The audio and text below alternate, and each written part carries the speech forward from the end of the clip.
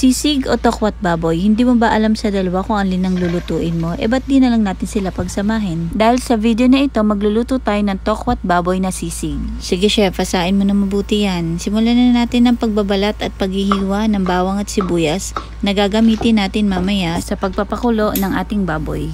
Bumili si chef ng liempo, ito ang gagamitin natin sa paggawa ng sisig. 1, 2, 3, ibig sabihin daw, I love you. Uy, walang ganun. At simulan na nga nating pakuluan ng ating baboy. Lagyan lang natin ng celery, onion, garlic, spring onion, pepper, bay leaf, takpan, at libangin yung sarili habang hinihintay maluto yung sinalang na baboy. At habang hinihintay nga nating maluto yung ating pinakulong baboy, magbalat at maghiwa na tayo ng bawang at sibuyas. I-chop lang ng ganito kaliliit at humanda sa ganti ng inaping sibuyas. Pero syempre depende pa rin sa inyo kung gaano kalaki ang gagawin yung hiwa sa bawang at sibuyas.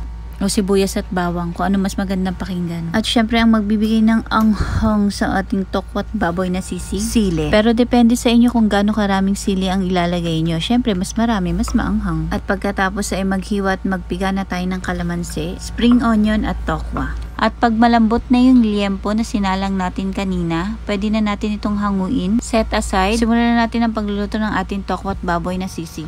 Painitin muna natin yung mantika at pag mainit na, pwede na tayo mag-umpisang prituin yung ating tokwa na hiniwa natin kanina sa maliliit na piraso. Hintayin lang natin maluto yung ating tokwa at mag golden brown. Hanguin at iset aside. Sunod natin iprito yung liempo na pinakuluan natin kanina. Naku, pagkalagay ng liempo, takpan mo agad kung ayaw matalsikan. At pag golden brown na, balik ta rin at lutuin naman yung kabilang side. Pag ganyan na yung kulay, perfect na yan, pwede na natin yan hanguin.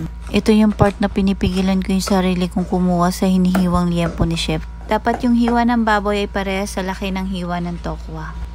Sa mainit na pan, maglagay na tayo ng mantika. Then, isunod na natin ilagay ang sibuyas at bawang. At pag naaamoy na natin yung aroma ng bawang at sibuyas, isunod na natin ilagay yung tokwa at baboy.